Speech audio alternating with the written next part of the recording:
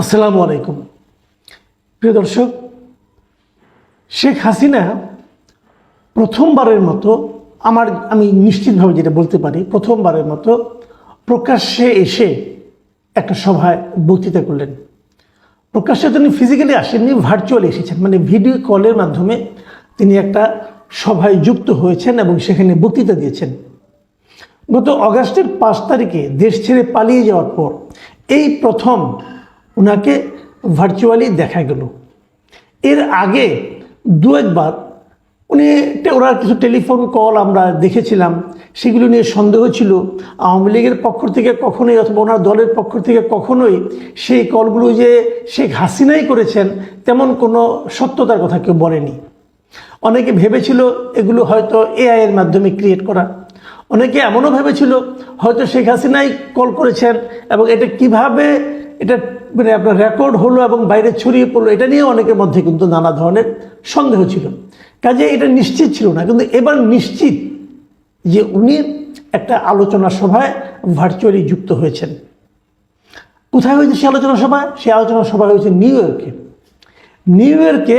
সেই আলোচনা সভা আজকে হয়েছে এবং এই নিউজটা আমি পেলাম কলকাতার আনন্দবাজার পত্রিকায়, এবং সেটা আজই মানে 3 ডিসেম্বর সন্ধ্যা 6:11 ওদের সময়, তার মানে আমাদের সময় হলো মানে 6:41 সন্ধ্যা তারা এই নিউজটাকে আপ করেছে। এবং সেই নিউজটাতে বলা হয়েছে যে জিনিসটা সেটা হলো যে ওইখানে ওই ভার্চুয়ালি যুক্ত হয়ে তিনি ডক্টর ইউনূসের বিরুদ্ধে অভিযোগ করেছেন এবং তিনি বলেছেন যে এখন যে এই যে আপনার সংখ্যালঘু নিয়ে যে বিতর্ক চলছে, এই সংখ্যালঘু এই আলোচনাটাকে শেখ হাসিনা সরাসরি গণহত্যা হিসেবে অভিযোগ করেছেন এবং উনি বলেছেন ইউনূসের পরিকল্পনাতে গণহত্যা চলছে বাংলাদেশে, মানে ইউনূসের পরিকল্পনায় বাংলাদেশে এই মুহূর্তে গণহত্যা চলছে, এই অভিযোগটা উনি করেছেন। নিউ ইয়র্কের ওই সভায় উনি আরও অনেক কথা বলেছেন, সেই কথাগুলো নিয়ে আমরা একটা একটা করে কথা বলবো। উনি কী বলেছেন এবং কী ব্যাখ্যা দিয়েছেন, সেখানে উনি কীভাবে আন্দোলনটা হয়েছিল এই আন্দোলনটাকে একভাবে ব্যাখ্যা করেছেন, উনি কেন দেশ ছেড়ে চলে গেলেন সেটাকেও উনি ব্যাখ্যা করেছেন। সেই বিষয়গুলো আমরা দেখব। নিউ ইয়র্কের সভায় উনি যে কথাগুলি বলেছেন, তিনি বলেছেন যে আজ আমার বিরুদ্ধে গণহত্যার অভিযোগ আনা হয়েছে, কিন্তু বাস্তবে মোহাম্মদ ইউনূসই ছাত্র সমন্বয়কদের নিয়ে একটি সুনিপুণ পরিকল্পনার মাধ্যমে গণহত্যায় লিপ্ত হয়েছেন, তারাই মাস্টার মাইন্ড।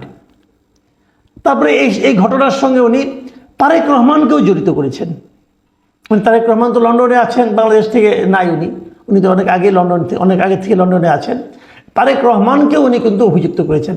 তিনি বলেছেন তারেক রহমান সম্বন্ধে যে তারেক রহমান লন্ডন থেকে বলেছেন যে যদি মৃত্যু চলতেই থাকে তাহলে সরকার টিকে থাকবে না। মানে উনি বলতে চাচ্ছেন যে যখন নাকি জুলাইয়ে অগাস্টে যে হত্যাগুলি হচ্ছিল, যে মৃত্যুগুলি হচ্ছিল, সাধারণ মানুষ যে মারা যাচ্ছিল, এটাকে নাকি তারেক রহমান বলেছেন যদি এই ধরনের মৃত্যু অব্যাহত থাকে তাহলে সরকার টিকবে না।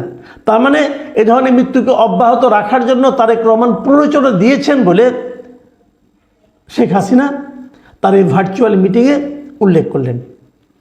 এবং তিনি আরও বলেছেন তিনি কেন উনি দিল্লি চলে গেলেন তারও নিয়ে কিন্তু একটা ব্যাখ্যা দিয়েছেন। সেই ব্যাখ্যাটা উপলক্ষে উনি বলেছেন যে আমি গণহত্যা চাইনি, আমি যদি ক্ষমতায় আঁকড়ে থাকতে চাইতাম তাহলে গণহত্যা হতো। যখন নির্বিচারে মানুষের মৃত্যু হচ্ছে তখন আমি সিদ্ধান্ত নিয়েছিলাম যে আমার চলে যাওয়া উচিত। তার মানে উনি বলতে চাচ্ছেন যে উনি আরও থাকলে আরও হত্যা হতো। তার মানে যে হত্যাগুলি হয়েছে সেটা তো আলটিমেটলি ওনার কারণেই হলো, কারণ উনি এতদিন ধরে ছিলেন বলেই তো হত্যাগুলি হচ্ছে। উনি বলতে চাচ্ছেন যে আমার, যেমন উনি এক জায়গায় বলেছেন যে আমাকে খুনের পরিকল্পনা করা হয়েছিল, আমার নিরাপত্তা রক্ষীরা ঠেকাতে যদি গুলি চালাতেন তবে গণভবনে বহু মানুষের মৃত্যু হতো, আমি তা চাইনি। আসলে উনি তা চাননি নাকি সেনাবাহিনী তা চায়নি, এটা কিন্তু দ্বিধা আছে, এটা নিয়ে কিন্তু নানা বিতর্ক আছে। কারণ এর মধ্যে আমরা বিভিন্ন সোর্স থেকে যে তথ্যগুলি পেয়েছি যে উনি আদেশ দিয়েছিলেন ঠিকই, কিন্তু সেনাবাহিনী ওনার আদেশটা মান্য করতে রাজি হন নাই। সেনাবাহিনীর কর্মকর্তারা, শীর্ষ পর্যায়ের নেতারা বলেছেন যে আমরা এই দেশের মানুষের উপর গুলি চালাতে পারবো না। উনি কিন্তু ঠিকই অর্ডার করেছিলেন এবং সেনাবাহিনী ওনার আদেশ মানছেন না বলে তাদের সঙ্গে হম্বিতম্বিও করেছেন উনি। কিন্তু আমরা দেখতেছি উনি এখন বলতেছেন যে উনি চান নাই, এই জন্য উনি চলে গেছেন।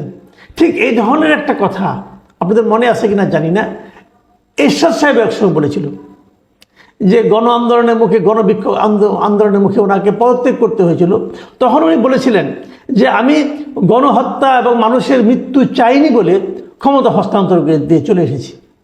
তো এইগুলি কি আসলে কারণ নাকি অজুহাত, নাকি পরবর্তীতে মানুষের সিম্প্যাথি পাওয়ার একটা অজুহাত, এটা আমি বলতে পারবো না। উনি কি মনে করে বলেছেন না বলেছেন এটা হয়তো উনিই জানেন। কিন্তু আমার এখানে অন্য একটা প্রশ্ন এখানে এরকম যে এই যে উনি ভার্চুয়াল মিটিংটাতে যুক্ত হলেন, যুক্তরাষ্ট্রে যে মিটিংটার আয়োজন করা হয়েছিল, সেই মিটিংটা উনি কোথা থেকে যুক্ত হয়েছিলেন?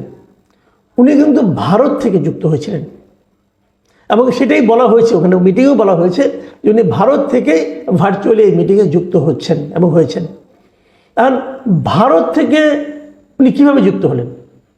ভারত উনি আশ্রয়ে আছেন, ভারত সরকার শেখ হাসিনাকে আশ্রয় দিয়েছেন। এখন এই যে কথাগুলি উনি বলছেন শেখ হাসিনা ভার্চুয়াল মিটিংয়ে যুক্ত হয়ে, সেগুলো তো আলটিমেটলি আমাদের দেশের বর্তমান যে সরকার আছে তার বিরুদ্ধেই যাচ্ছে।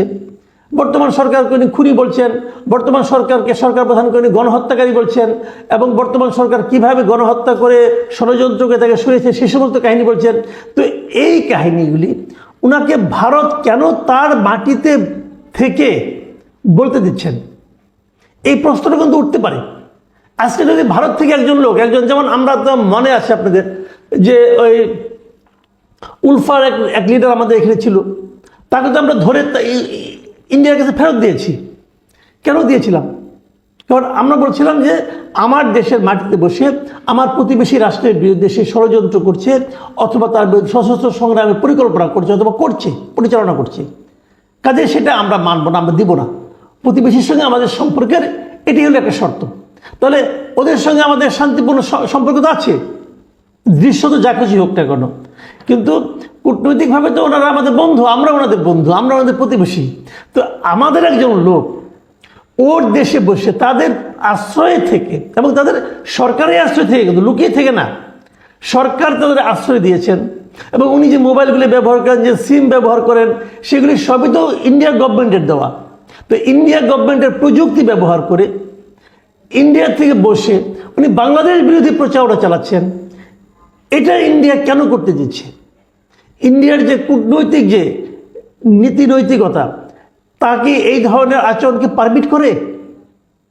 আমি জানি না আমাদের সরকার এটা কীভাবে নেবে। আমি তো মনে করি আমাদের পররাষ্ট্র মন্ত্রণালয় উচিত যে এই ধরনের তৎপরতা যদি ভারত থেকে চালায়, তাহলে ভারতকে বলা যে আমাদের এই ভদ্রমহিলার বিরুদ্ধে তো অলরেডি অনেকগুলো হত্যা মামলা করা হয়েছে, তার বিরুদ্ধে এখানকার আদালত সমন জারি করেছে, তাকে তো আমাদের এখানে ফেরত পাঠানো উচিত। কিন্তু তা না করে তাকে ওখানে অবাধে বসে আমাদের রাষ্ট্রবিরোধী প্রচারণা চালানোর যে সুযোগ দেওয়াটা, এটা ইন্ডিয়ার উচিত কিনা, এটা কিন্তু একটা দেখতে হবে। আবার দ্বিতীয়ত, আমরা কিন্তু অনেক সময় এমনও দেখেছি যে একটা দেশ থেকে সে পালিয়ে চলে যায় আরেক দেশে, সেই দেশ তাদেরকে আশ্রয় দেয়। যেমন আমাদের স্বাধীনতা যুদ্ধের সময় আমরা কি দেখেছিলাম, আমাদের আওয়ামী লীগের নেতারা কিন্তু ভারতে পালিয়ে গেছিলেন, যে ভারতে বসে থেকে কিন্তু যুদ্ধটা পরিচালনা করেছেন, শুরুটা করেছেন।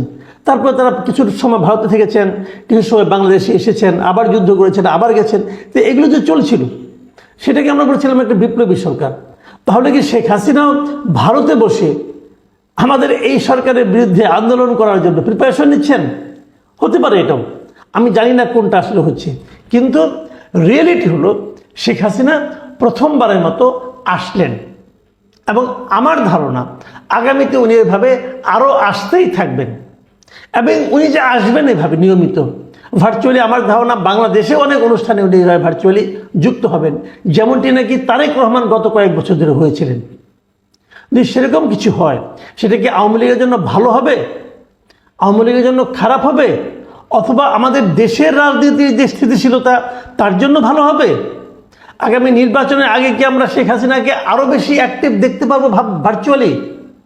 এই সমস্ত বিষয় কিন্তু সামনের দিনগুলিতে আলোচনায় আসবে। প্রিয় দর্শক, প্রসঙ্গগুলো মাথায় রাখুন, পরে না হয় মিলিয়ে নেওয়া যাবে। আপাতত এ পর্যন্তই। আল্লাহ হাফিজ।